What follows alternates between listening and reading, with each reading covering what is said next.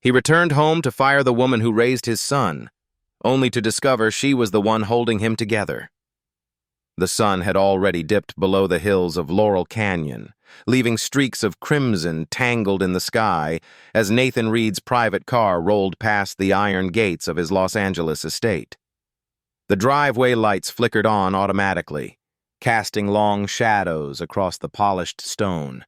Nathan was supposed to be in Palo Alto for another 2 days, finalizing a major acquisition for his company. But something had pulled him back early. A gut feeling, a pulse of unease he couldn't name.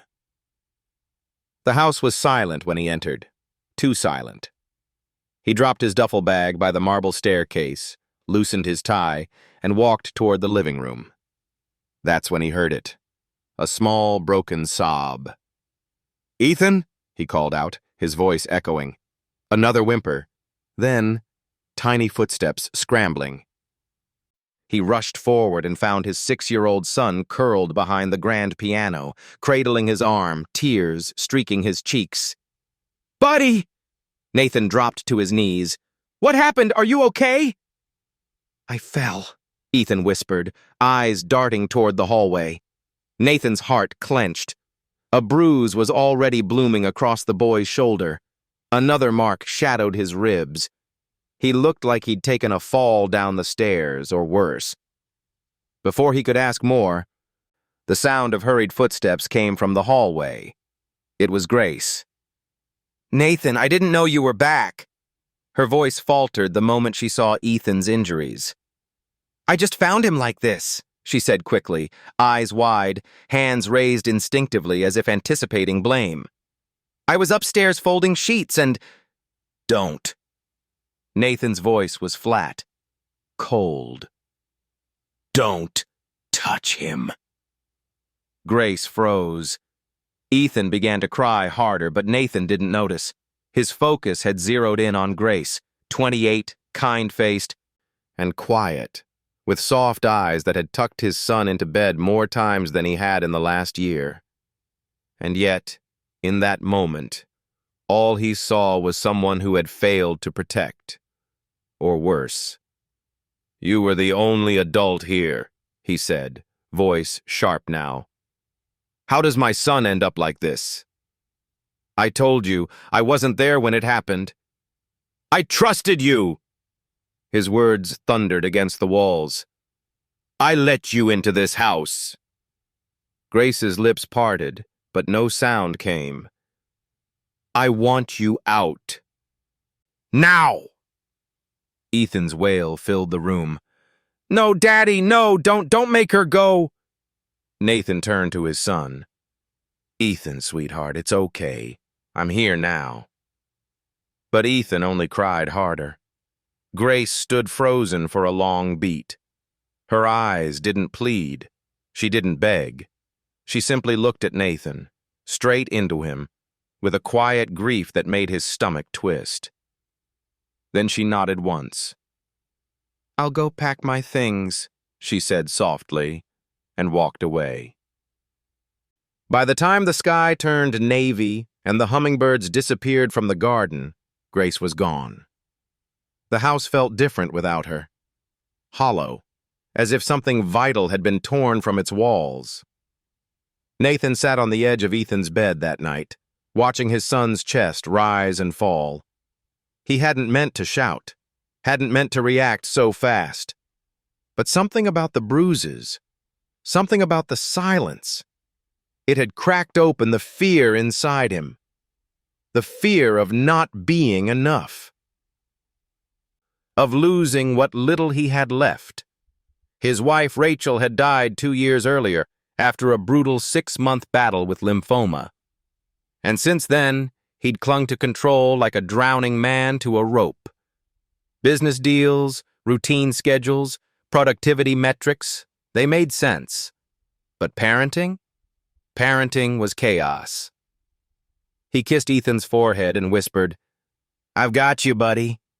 But the boy stirred and mumbled, "I want Grace." Nathan stared at him. "She makes the warm milk right," Ethan added. "Not too hot." He didn't answer. Couldn't. 2 days later, they were at Cedars-Sinai. The pediatrician reviewed the scans and test results with a firm but polite tone. "Mr. Reed, I noticed something concerning." Nathan stiffened. "Is he—" "He's fine, but the bruises aren't new." "What?"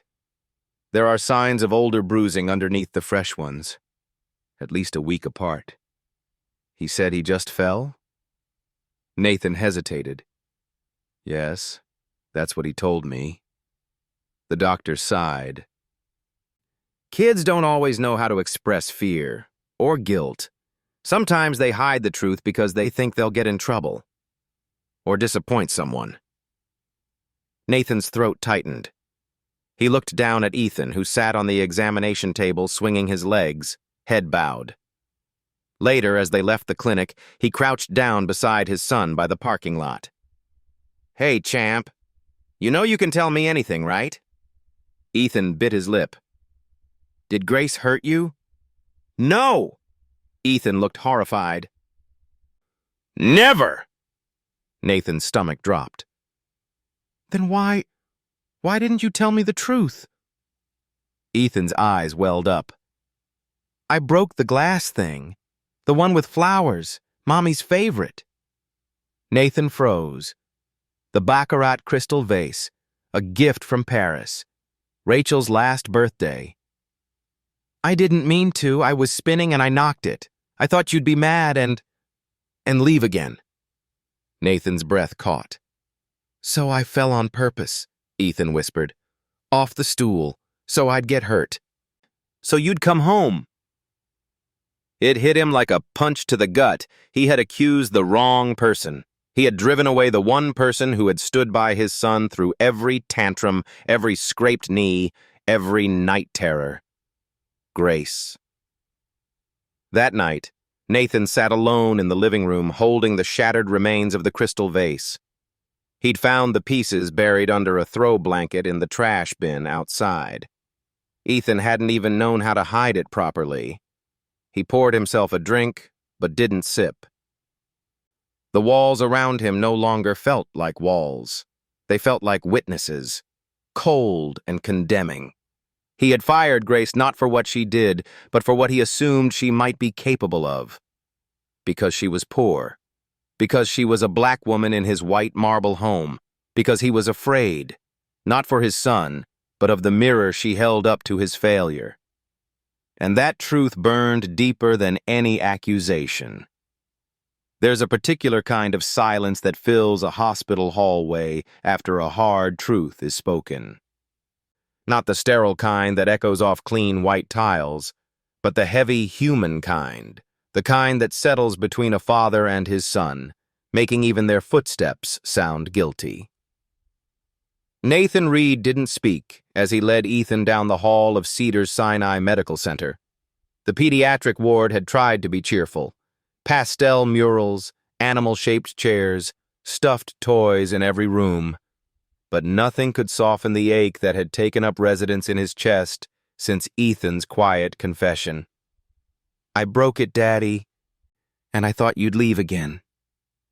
Those words kept replaying in his head like a cruel, looping song. They sat in Dr. Lillian Park's office, a calm, no-nonsense pediatrician who had seen more emotional bruises than physical ones in her career. She tapped her pen lightly against the desk. "Mr. Reed, I want to emphasize again, this isn't a case for CPS, but it is a wake-up call." Nathan nodded slowly. His voice came out cracked. "I accused the wrong person." Dr. Park gave him a long, pointed look. "I'm not here to judge, but I will say this. Children don't just fear discipline. They fear absence, and when they start hurting themselves for attention, that's a signal. A loud one." Ethan sat beside Nathan, swinging his feet, eyes fixed on the floor. Nathan looked down at his son. "Hey, buddy. I'm sorry. I should have asked. I should have listened." Ethan glanced up, hesitant. "You're not mad?" Nathan shook his head. "No, I'm ashamed." And I owe someone a big apology. Grace? Nathan flinched. Ethan's voice softened. She always said, if you mess up, say sorry. Even if it's scary. Dr. Park smiled faintly at that. That evening, Nathan sat at the edge of his bed, staring at the message he had typed into his phone screen for the 5th time. Grace, I was wrong. I need to see you. Please let me explain. He deleted it again. He didn't deserve her forgiveness. Not after what he said. Not after the look in her eyes when he told her to leave. Like someone who had been expecting the door to close on her, yet still hoped it wouldn't. He opened his laptop instead and began searching. It didn't take long. Grace had updated her LinkedIn page. Bare bones, professional. No photo. But the new position caught his eye. Program Assistant, South Central LA. Family Resource Center. He remembered she had once mentioned she tutored part-time at a community center. But he never asked about it. Never thought it mattered. Now, it was the only thread connecting him to her. 2 days later, Nathan parked outside the low-slung building on Crenshaw Boulevard. Nothing about it looked remarkable. Peeling paint, faded signage, a few kids playing jump rope on cracked pavement. But inside, laughter echoed through the hallways. Volunteers bustled between rooms. There was a heartbeat here. He found her in a corner room, crouched beside a young boy, helping him read. She was wearing a navy cardigan, hair tied back, her voice warm and encouraging. She didn't see him at first, not until the child called out, "Miss Grace, there's a man watching us." She turned. Their eyes met. She stood slowly. Nathan stepped forward, hands half raised. "Grace, Not here," she said quietly. "Not in front of them." He nodded. She led him outside to a concrete bench beneath a jacaranda tree. The branches swayed, purple blossoms drifting down like silent witnesses. "I was wrong," Nathan said. "I made an unforgivable assumption." "Yes," Grace replied. Her tone was calm but guarded. "You did.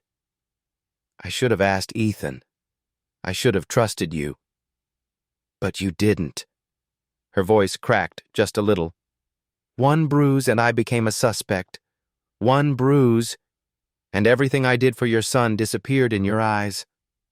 Nathan looked down. "I can't take back what I said, but I need you to know. It wasn't just about the vase. I panicked. I'm not good at this.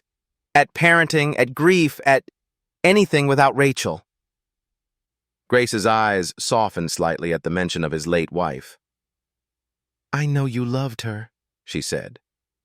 "But that boy needs more than a memory and a schedule. I know that now." She was quiet for a long moment. Then, "Do you know why I took the job at your house, Nathan?" He shook his head. "I was supposed to be a teacher. I got into a master's program at UCLA, but my little sister got sick. No insurance, so I deferred. Then deferred again. Eventually I gave up." Nathan blinked. "Grace, I had no idea." "Of course not," she cut in. "You never asked." Those words hit harder than he expected. "I'm not telling you for pity," she added. "I'm telling you because Ethan wasn't just a job to me. I stayed not for the money, but for him, for the bedtime stories, for the way he smiled when I made pancake bears. I loved that kid." Nathan swallowed the lump rising in his throat. "I still do," she whispered. Suddenly, a small voice rang out across the sidewalk. "Grace!" It was Ethan, running from Nathan's parked car, arms outstretched. His little legs thudded against the pavement as he flung himself into her. "I'm sorry," he cried into her sweater.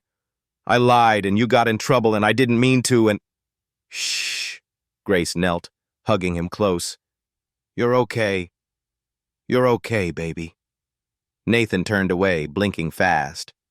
Grace looked up at him from where she knelt. I have a shift inside, she said. But maybe we can talk again. One day. Nathan nodded.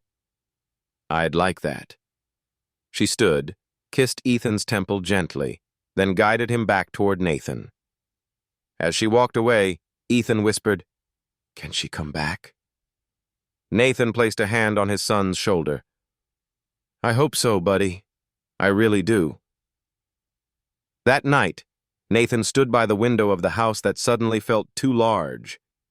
He stared out toward the garden, the place where Ethan once learned to ride his bike, with Grace running beside him, cheering him on. He knew he had lost more than a housekeeper. He had lost the woman who had quietly filled the cracks in his home, the wounds in his child, and the silence in his grief. And unless he found a way to earn back her trust, he might lose her forever. Nathan Reed stood in the foyer of his Laurel Canyon home, staring at the grand wooden door as if it might open on its own. It didn't. He had called her 3 times since visiting the center, left messages, calm, sincere, even clumsy. He tried not to push. Grace wasn't someone you could coax back with guilt or grand gestures. She wasn't someone you hired again. She was someone you had to earn. But time was slipping. And tonight, it was Ethan who broke the silence. Daddy? Nathan looked down. His son stood in the hallway in his favorite space pajamas, holding a stuffed bear by the ear. The boy's eyes were red. I had a bad dream, Ethan whispered. Nathan bent down, opening his arms. Ethan didn't move. Is Grace mad at me? The question landed like a stone in Nathan's chest. No, he said. She's not mad. She's just sad. Grown-ups get sad too. Ethan rubbed his eyes. Can we say sorry again? Like for real? Nathan kissed his forehead. We'll try, together. The next morning, just past sunrise, Nathan opened his email to find a brief message from Grace. I'll be packing the rest of my things today before noon. I'll leave the spare key on the counter. Thank you for the opportunity. No greeting. No sign-off. Just clean closure. Except it didn't feel like closure at all. He stared at the message, reread it 3 times, then ran upstairs. Ethan, get dressed. We're going out. Where? To make something right. By the time they returned home, the living room smelled faintly of lavender and lemon, Grace's scent. The guest bedroom door stood ajar. Empty. She was already gone. On the counter sat the spare key in a small ceramic dish, and beside it a folded napkin. Ethan reached for it. It was one of the ones she embroidered herself, tiny initials stitched in blue. GM. Nathan unfolded it. Inside was a note. Handwritten. I don't hate you. But some doors, when closed too hard, take time to open again. He closed his eyes. The doorbell rang. A delivery? No. He opened it to find the neighbor's son, Miguel, a college student who sometimes helped Grace carry groceries. She said I could have her last box, he explained. She just got on the train, Union Station, headed to Long Beach. I think she's staying with her aunt for a few days. Nathan looked down at Ethan. They didn't speak. Then Nathan grabbed his keys. Union Station in downtown Los Angeles was a rush of noise and motion. People in business suits, tourists with rolling luggage, vendors selling tamales from foil-wrapped trays. Nathan held Ethan's hand tightly as they moved past the departure board. Long Beach Line, Gate 7B, departing in 12 minutes. They ran, and then they saw her. Grace stood near the end of the platform, a small suitcase beside her, earbuds in, arms crossed as the breeze lifted the edge of her cardigan. She was watching the tracks, not the people. Not them. Ethan let go of his father's hand. He ran first. "Grace!" She turned just in time to see a 6-year-old boy throw himself into her arms. She caught him instinctively, nearly stumbling back from the force of it. "Ethan! I'm sorry," he sobbed into her sweater. "I didn't mean for you to go. I didn't want you to get in trouble. I didn't want Daddy to yell." She pulled back slightly to look at him, brushing hair from his forehead. "Sweetheart, it's not your job to protect me." "But I broke the vase, and I didn't tell the truth. And now you're gone." Her voice was soft. "I'm here now." Nathan arrived, breathless, slower than his son. He didn't speak right away. Grace rose, arms still gently around Ethan, and met his eyes. "I didn't expect a train station." "I didn't expect you to leave without saying goodbye," Nathan replied. Grace shrugged. "You said goodbye with more finality than I ever could." He winced. "I came to ask you to come back," he said. "To clean?" Her voice didn't rise, but her eyes held fire. "No, not that. To be part of our lives. Not as staff, as Grace." She looked at him long and hard. "I'm not a puzzle piece that fits neatly back into a broken frame, Nathan." "I don't want the old frame," he swallowed. "I want to build a new one, if you'll let me." Silence stretched between them. A train whistled in the distance. Then Grace bent down and said to Ethan, "Want to help me carry my suitcase back to your car?" Ethan lit up. "Yes!" She glanced at Nathan. "That's not a yes to everything, but it's a beginning." He nodded. They walked together toward the station exit, the three of them, a boy with a suitcase he could barely lift, a man with something to prove, and a woman who had been brave enough to walk away. Back in the car, Ethan sat between them in the back seat, humming quietly. Nathan turned to her. "I read somewhere that forgiveness isn't a door, it's a hinge." Grace smiled faintly. "Then don't slam it this time." "I won't," he promised.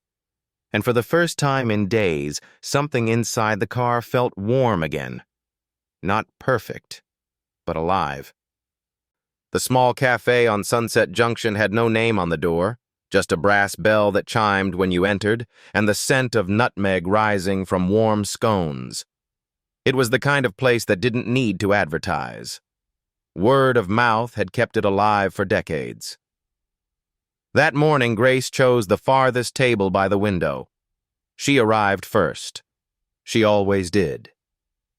Nathan arrived second, 12 minutes early, for the first time in his life, and still feeling late. They hadn't spoken since Union Station. No promises were made, no roles defined, just one small gesture, getting in the car together. Today was step 2. He spotted her instantly. She wore a soft beige sweater, no makeup, no jewelry, and a quiet kind of strength.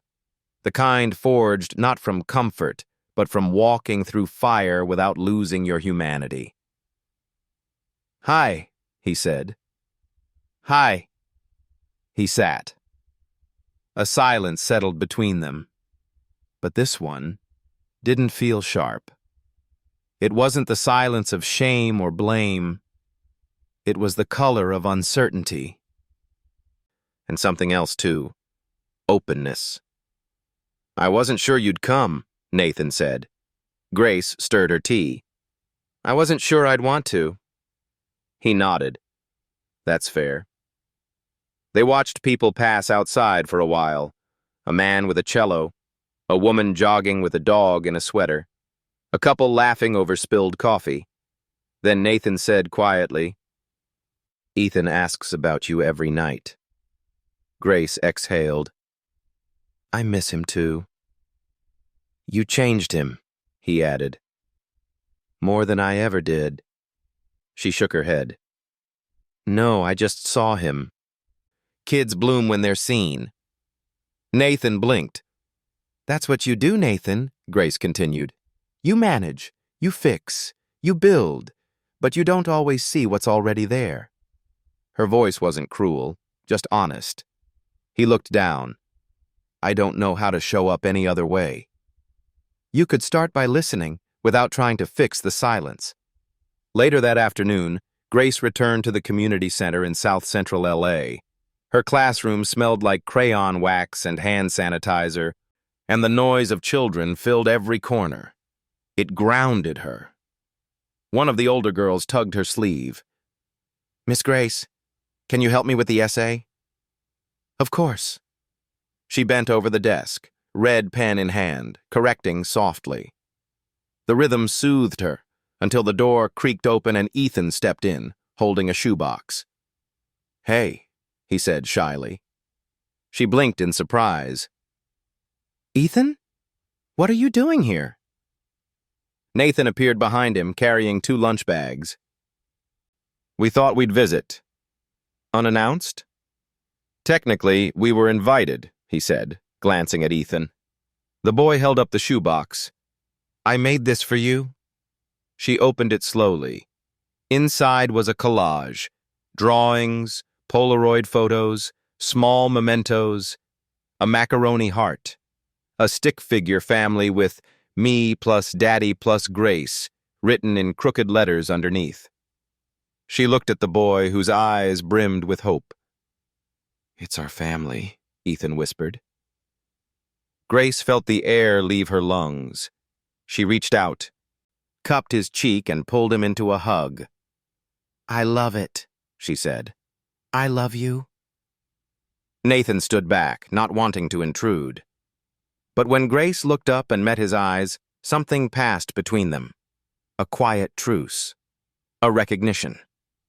This woman had helped his son feel safe enough to make sense of the world in glue and glitter. The next day, Nathan showed up at the center alone. He waited near the doorway, watching Grace teach an ESL group with the patience of a saint and the joy of someone who truly loved her work. When the session ended, she joined him on the bench outside.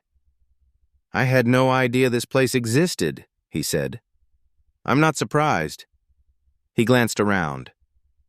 No offense, but this neighborhood isn't your usual comfort zone, she finished, raising an eyebrow.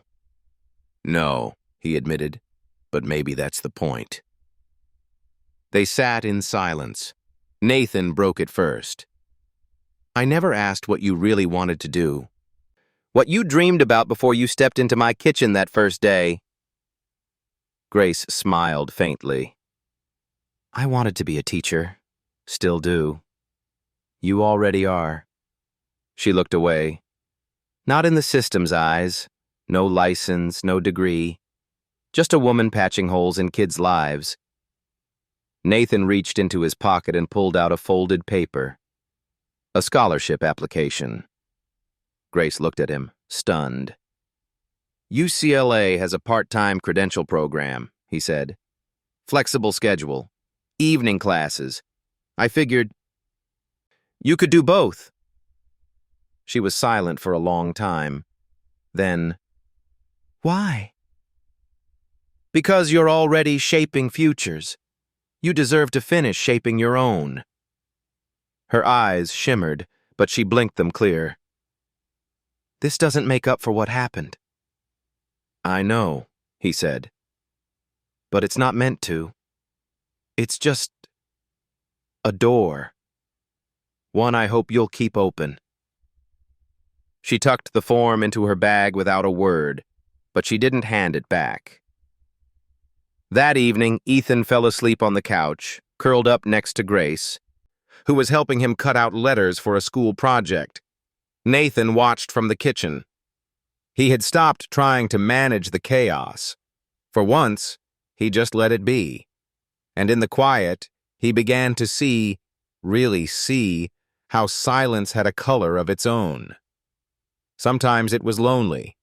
Sometimes it was listening. And sometimes it was love in disguise. The call came just past noon on a Thursday. Nathan Reed had just wrapped a quarterly investor meeting when his phone buzzed. Unknown caller, Westwood Elementary. He answered, instantly alert. "This is Principal Herrera," came the composed voice on the line. "Mr. Reed, we need you to come in. There's been an incident involving your son." His stomach tightened. "What kind of incident?" "A physical altercation. Another student was hurt. Your presence is required immediately." Nathan was already grabbing his keys. When he arrived at the school, the front office was unusually quiet. The secretary offered him a tight smile and gestured toward the conference room. Inside, Ethan sat in a small chair, knees pulled to his chest. A Band-Aid clung to his chin. His eyes were rimmed red, his knuckles scraped. Across from him sat a boy about the same age with an ice pack pressed to his cheek. Grace was already there, face calm, eyes unreadable. Nathan blinked. "Grace?" "She was listed as emergency contact number 2, Principal Herrera explained. "And she was closest when we called." Nathan turned to his son. "Ethan, what happened?" Ethan's voice came small. "He called her a name." Nathan crouched beside him. "What kind of name?" Ethan looked down, ashamed. "He said she was just a maid. A black maid who didn't belong in our house. Said people like her should stay in the kitchen and not at family tables." Grace's jaw clenched.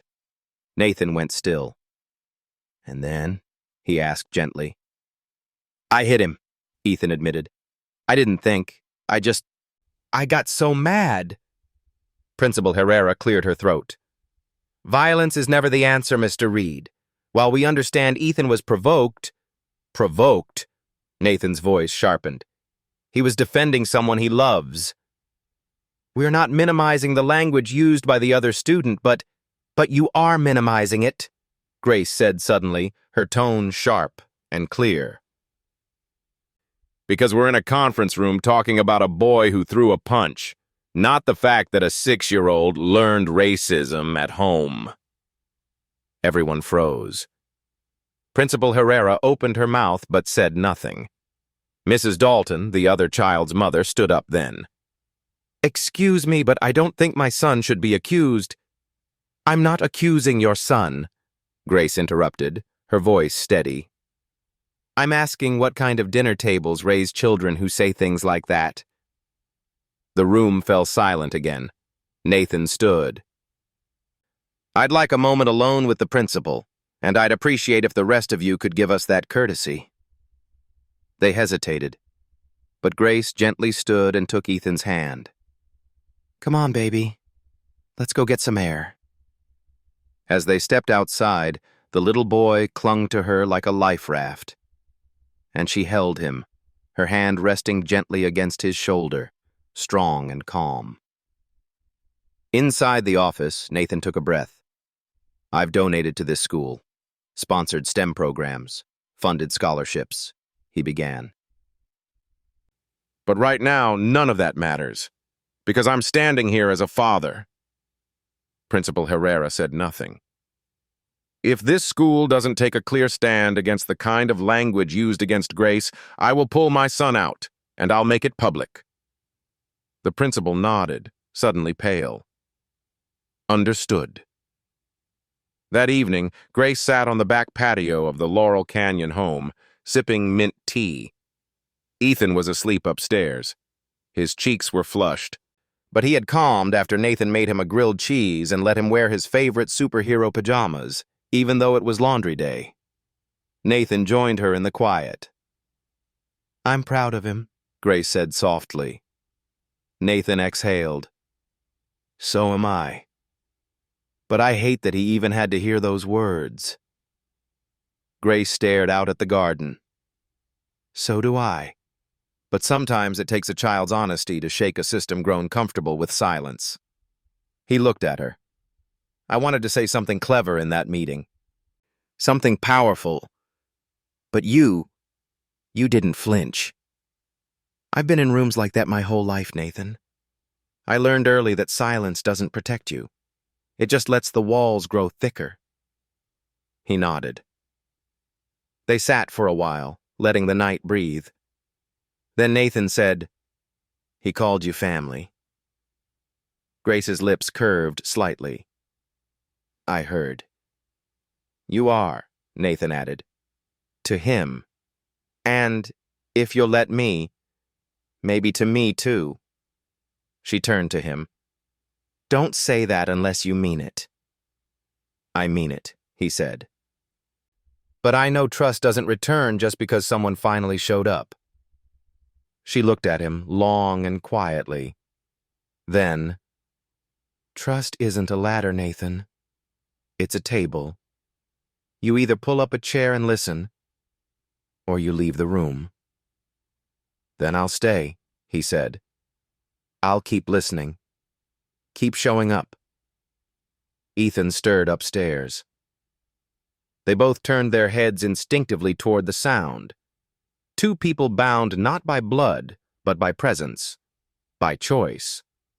The next morning, Ethan's teacher sent a note home with him. It read, "Though today was hard, Ethan showed courage beyond his years. His words reminded the class that kindness means defending those we love, even when it's uncomfortable." Grace read it aloud. Ethan beamed, and in that moment, the house finally felt like a home again. The attic hadn't been opened in nearly 2 years. Nathan stood at the foot of the pull-down ladder, dust swirling in the beam of his flashlight. The air smelled of cedar and forgotten seasons. He climbed slowly, each step creaking beneath his weight until his head rose into a space frozen in time.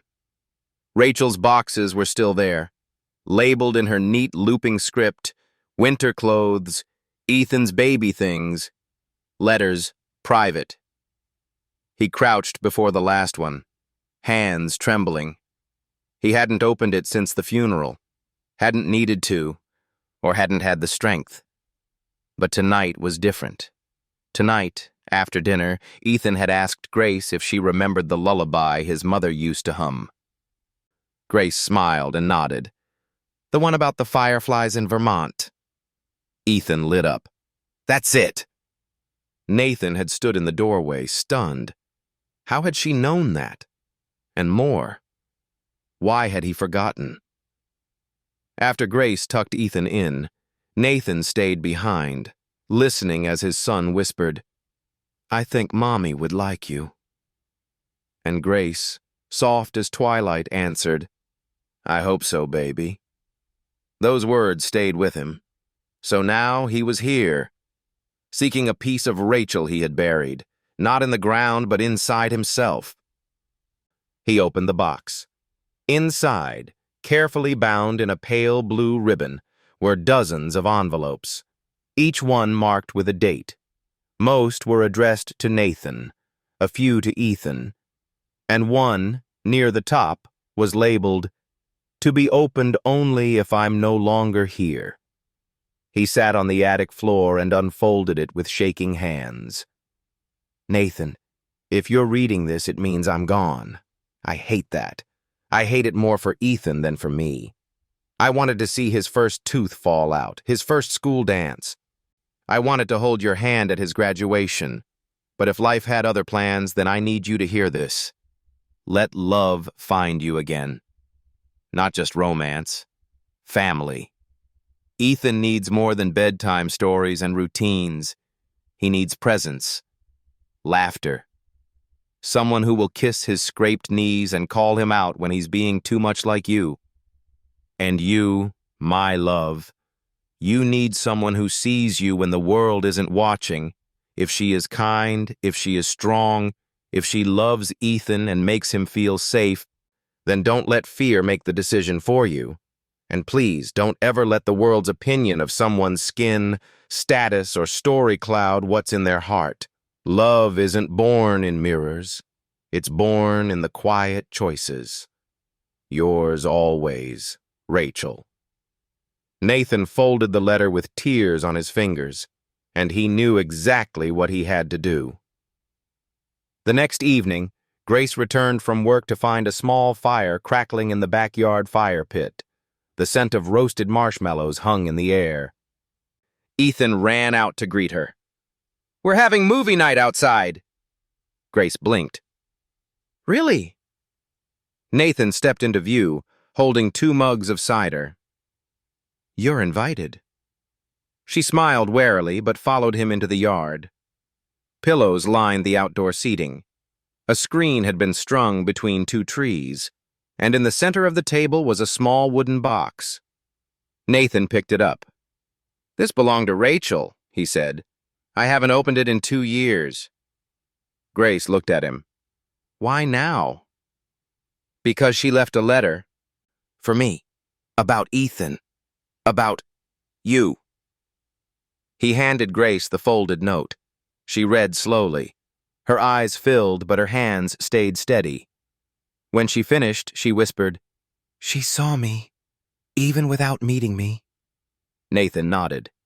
"She knew I'd need reminding." They sat together under the stars. Ethan nestled between them, his head on Grace's shoulder. On the screen flickered an old cartoon, but none of them were really watching. Nathan turned to Grace. "I don't want you to ever feel like a guest here again." She looked at him, eyes soft. "And I don't want you to forget that trust isn't given once. It's earned every day." "I'm willing," he said, "to earn it, for as long as it takes." She didn't speak, but she reached out and gently laced her fingers with his. Not a declaration, not a promise, but a beginning. Later that night, after Ethan had fallen asleep, Grace lingered by the fire as Nathan cleaned up. "Rachel was extraordinary," she said quietly. Nathan nodded. "She was, but she was also tired. She carried so much, even at the end." Grace looked at him. "And now you carry it." "I did," he said, "but I think I'm learning how to share the weight." She smiled. "That's what families do." They sat in silence. This time the silence wasn't awkward. It was sacred. The Reed name carried weight in Beverly Hills. It was etched into donor walls at Cedars-Sinai. Whispers of it circulated in marble hallways of boardrooms. Nathan had always navigated those rooms with ease. Tailored suit, firm handshake, flawless reputation. But tonight, he hesitated at the bottom of the marble staircase in their Laurel Canyon home. "Are you sure you want to do this?" he asked softly. Grace stood by the mirror, slipping in a pearl earring, her reflection serene but unreadable. She wore a slate blue gown, simple, elegant, and chosen by Ethan, who proudly declared, "It looks like the sky before stars come out." "I'm not the one who needs to be sure," Grace said quietly. Nathan exhaled. "Then let's go." The Beverly Hills Grand Plaza shimmered under chandeliers the size of small cars. Gold-plated name cards adorned every table. Waiters glided by with champagne flutes. The event, the Future Forward Gala, was a glitzy charity auction raising funds for STEM programs in under-resourced schools. Nathan was this year's keynote speaker, as always. But this time, he didn't come alone. He entered with Grace beside him, hand resting lightly on his arm. The room rippled. Some turned to look. A few smiled warmly. Others whispered. Grace felt every glance like a pulse on her skin. She smiled politely, standing tall. She had spent years folding napkins in homes like this, serving drinks, taking coats. Tonight, she was seated at table 1. "Ms. Monroe," said one woman with the glazed smile of someone used to dominance, "I don't think we've met. Which foundation are you with?" "I'm not with one," Grace answered evenly. "But I helped build a family." The woman blinked. Nathan smiled. She runs youth literacy programs, and she's changing more lives than half this room combined. Grace blushed, but held her ground. The evening unfolded with polished speeches and silent auctions, but the shift came during dessert, as cameras flashed near the podium and a microphone sparked to life. Nathan was introduced with the usual fanfare: tech innovator, philanthropist, father. He stepped up to applause, adjusted the mic, and spoke. "Thank you. Tonight is about investing in futures, but to do that, we have to look at the present, honestly." He paused, scanning the crowd. "I was raised to believe success was earned in solitude. Build, protect, rise alone. But life has taught me otherwise." He glanced at Grace. "Sometimes your future walks into your home quietly, not in a business suit. Not through a merger, but with compassion, courage, and an open heart." Murmurs stirred. He continued. "The woman sitting beside me tonight isn't here to impress you. She doesn't need to. She's here because my son laughs again because of her. He trusts again. And I do too." A pause. "If that makes some of you uncomfortable, then maybe this isn't the gala for you." The room hushed, then applause. Not from everyone, but enough. Later, as Grace stepped away to find Ethan, who had been playing upstairs with the host's grandchildren, she crossed paths with Veronica Langston, the matriarch of one of LA's oldest elite families. "Grace, is it?" Veronica smiled thinly, her glass still half full. Grace nodded politely. "I have to say, you've caused quite the stir," she said. "Nathan tends to act impulsively when emotional. We all do." Grace remained silent. "You're very composed," Veronica added. "Unbothered." "I've had practice," Grace said calmly. Veronica leaned in, voice icy. "But let's be clear. People like you don't stay long in rooms like this. Don't mistake a moment of applause for an invitation." Grace didn't blink. "And don't mistake your chair for a throne." Veronica flushed. At that moment, Ethan ran into the hallway. "Grace, you have to come see. There's a room full of Legos upstairs." She turned toward him, softening. As she walked away, she said over her shoulder, "Good night, Mrs. Langston." When they returned home that night, Nathan poured 2 glasses of water and joined Grace on the back steps. "I saw you talking to Veronica," he said. Grace nodded. "She tried to remind me of where I come from." "And?" Grace leaned back, eyes to the stars. "I already know. That's why I'm not afraid of where I'm going." Nathan reached over, took her hand. "I didn't bring you tonight to make a statement," he said. "I brought you because it's time the world saw what I see." Grace looked at him. "And what do you see?" He answered without hesitation. "My future." She didn't reply right away, but her hand didn't let go. It began with an envelope slid under the door. No name, no return address, just the words. Formal complaint. Grace Monroe. Abuse of influence. Grace found it at the South Central Family Resource Center one Tuesday morning, tucked beneath flyers for free dental screenings and ESL sign-ups. She thought it was a mistake, a prank maybe, until she opened it. Inside was a typed, sterile accusation. "Ms. Monroe is exploiting her position within the Reed household and the public platform she's gained by associating with Mr. Nathan Reed. She has inappropriately inserted herself into parental and financial decision-making. This petition seeks formal inquiry and immediate suspension from all youth-facing programs." It was signed, "Concerned Citizens for Ethical Care." Grace read it twice, then a third time. Her hands didn't shake, but her breath caught. By evening, The story had broken online. A fringe gossip site ran the headline, CEO's former maid accused of manipulating her way into the Reed family. The article was filled with passive language and half-truths. Sources say. Allegedly. Whispers from the foundation circuit. Nathan saw it while putting Ethan to bed. He came downstairs pale, phone in hand. Grace sat at the kitchen counter, unreadable. You saw it, he said. She nodded. I'll crush them. Her voice was calm. With what? Money? With truth. She looked at him, eyes steady.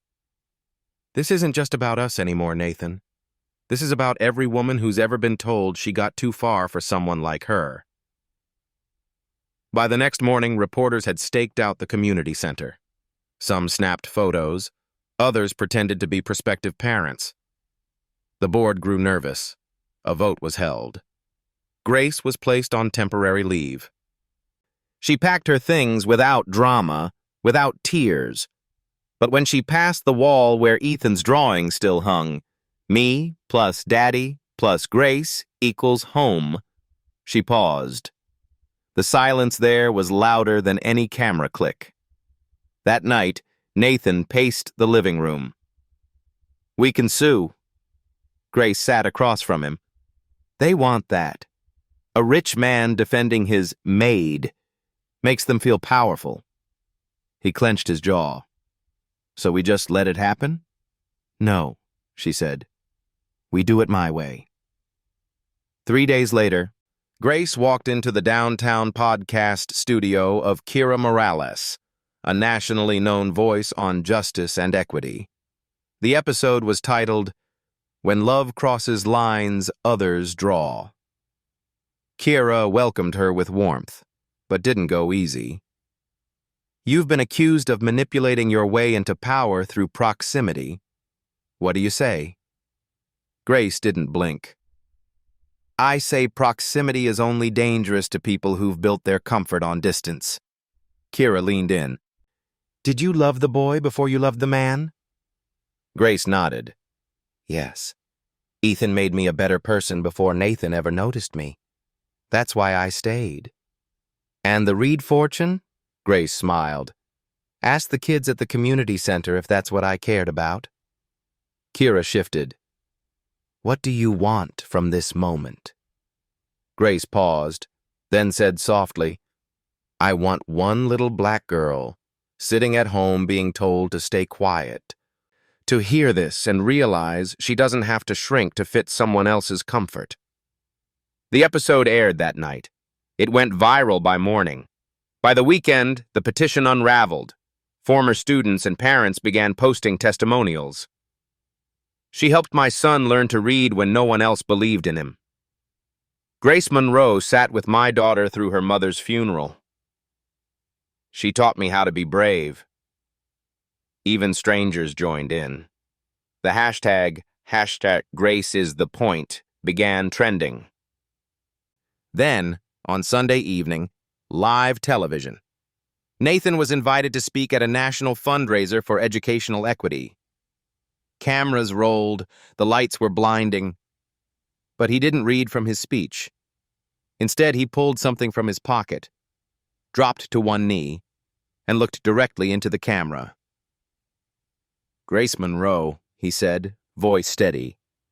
You have already been family to me and to my son, but today I want to ask, will you marry me and let the whole world see what real love looks like?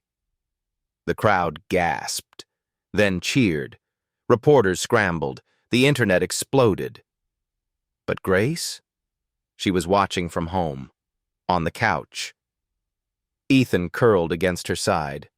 She didn't cry. She smiled, then whispered, Yes. They called it a custody ethics hearing. But to Grace Monroe, it felt like a trial of perception. The courtroom was packed, not with family members or legal experts, but with cameras, whispers, and stares. the kind that didn't seek truth, the kind that measured worth in skin tone, last names, and who had the better suit. Nathan sat in the front row, a hand resting on Ethan's small shoulder. Grace walked in alone. No designer heels, no PR team, just a simple gray dress and her truth. She didn't glance at the cameras, didn't flinch when the opposing counsel, Ms. Carter, began with, "Ms. Monroe, you were once employed by Mr. Reed, yes?" "Yes." "As a housekeeper?" "I took care of the home." "And the heart inside it." "Let's keep to the facts." "That is a fact." A few gasps, a few scribbling pens. Ms. Carter pressed on. "And now you live with Mr. Reed and his son." "I do." "You have no formal custody." "No." "Yet the child calls you Mommy Grace?" Grace inhaled. "Yes." "Isn't it possible," Ms. Carter's voice rose, "that you've manipulated this child, this grieving father, into believing you belong in a role you haven't earned?" Silence. Then Grace leaned forward. Her voice, soft but sharp, cut through the room. "Have you ever taught a child to read, Ms. Carter? Sat beside him through night terrors? Held his hand while he faced his mother's grave?" Ms. Carter shifted.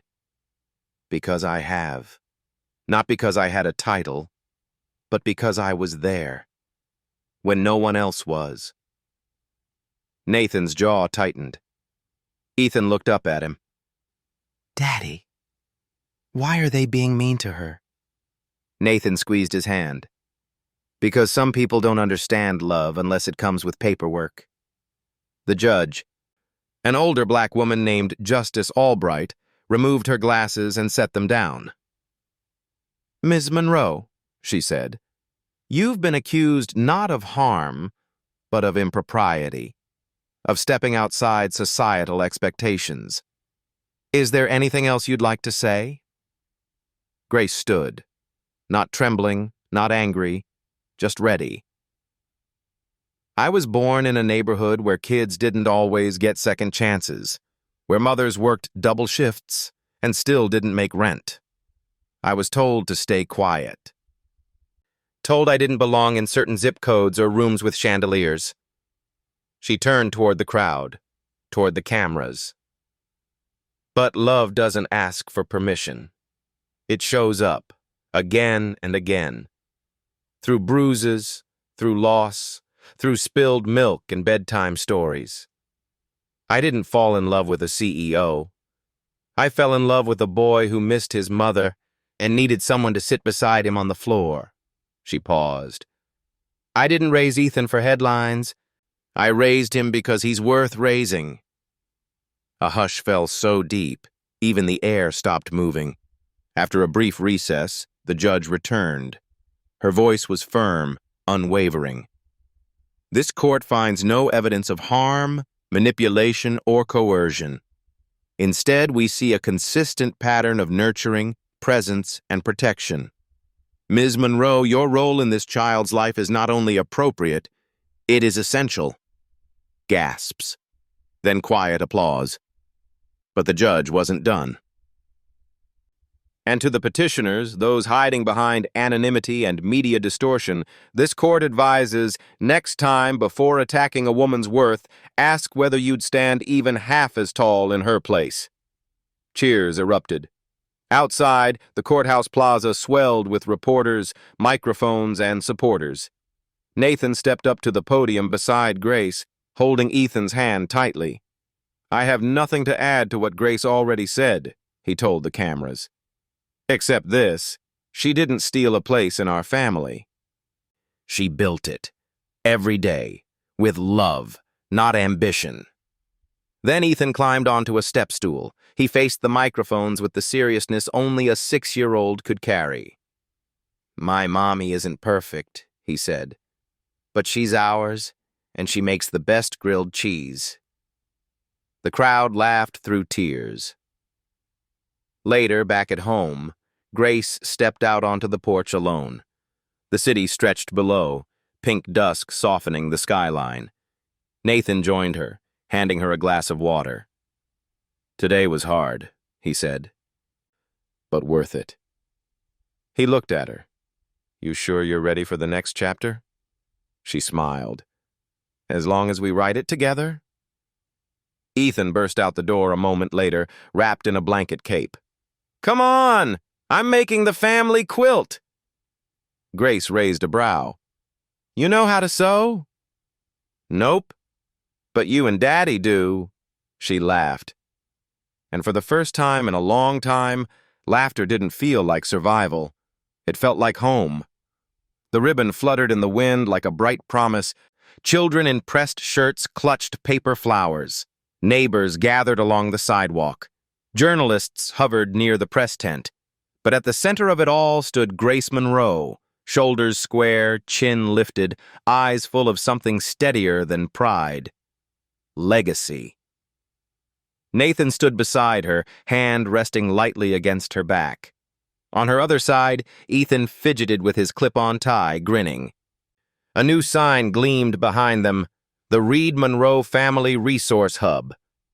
Free legal aid, education access, health and parenting services for single parents and foster children. It was Grace's vision, but today it was their family's mission. 3 months had passed since the courtroom, since the world stopped whispering and finally started listening. Grace hadn't disappeared after her name was cleared. She'd used the spotlight to shine on others, families falling through cracks, mothers working 3 jobs, children who needed more than food, they needed presence. And now, standing at the podium with the wind in her hair, she spoke not like someone who had arrived at the end of a journey, but someone opening the first door of a better one. 2 years ago, she began, voice warm, steady, I was folding laundry in a house that wasn't mine, humming lullabies I hadn't sung in years. I wasn't looking for a platform or a microphone. I just wanted one child to feel seen. And one broken heart to feel whole again. She looked at Ethan, who beamed. I was judged, labeled, pushed out of rooms I didn't decorate, but I also found hands reaching back toward me. One little boy, one man learning how to be brave again, and the truth that family is not defined by blood, but by who stays when the world doesn't. Applause swelled around them. Then Ethan tugged her sleeve. Grace smiled and lifted him onto the small podium chair. He cleared his throat with theatrical importance. My name is Ethan. I'm 6, and this place is for superheroes. Laughter. He continued. Not the flying kind, the showing up kind. My mom, Grace, she always shows up. Even when I spill juice or cry or get scared. And that's why I picked the porch light. Everyone blinked. Grace leaned closer. Tell them, baby. Ethan grinned. Because when the porch light is on, it means someone's waiting for you to come home. The applause this time wasn't polite. It was thunderous. That night, as golden light washed over the hills of Laurel Canyon, Grace sat on the front porch swing, legs curled beneath her, a blanket over her shoulders. Nathan joined her with 2 mugs of tea. Inside, Ethan had fallen asleep building a cardboard superhero center for their backyard. Outside, the wind was soft. The porch light glowed. Grace sipped slowly. You remember the first day I stood here, before you even looked me in the eye? Nathan winced. I remember not being ready. And now? I still don't have all the answers, he admitted. But I know where I belong, right here, porch light on, kid in bed, you beside me. She reached out, touched his hand. We did more than survive, Nathan. We built something. They fell into a quiet peace, one where nothing needed fixing, No fires to put out. Just the rustle of trees and the memory of how far they'd come. From the street, their house looked ordinary. But if you paused, if you really looked, you'd see the light. A soft beacon. Not flashy, not loud, just constant. A promise. That love, when chosen daily, doesn't burn out.